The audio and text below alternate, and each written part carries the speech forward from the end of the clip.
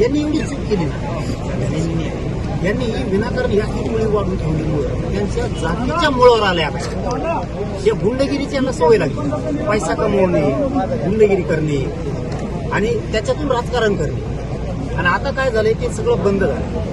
त्यामुळे हे पूर्ण घेतलेले झाले आणि तीच लाभार्थी टोळी आता ह्या दोन नेत्याच्या अशी मुळावर आली.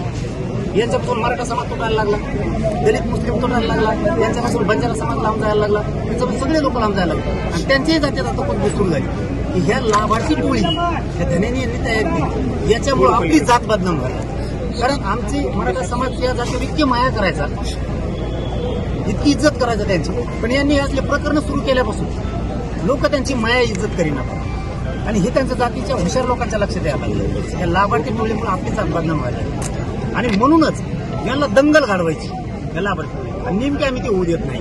कारण जातीय दंगल झाल्यावर काय चांगले गरीब लोक आहेत ना त्यांच्या विनाकारण त्यांच्या सुद्धा मुळावर येणार आहे की लाभार्थी टोळी त्यांच्या जातींना रोखलीच पाहिजे. आणि धन्याची वारंवार डावं करतो ना, त्यांनी थांबलं पाहिजे, त्याच्या मुळाशी येतील एखादी. दादा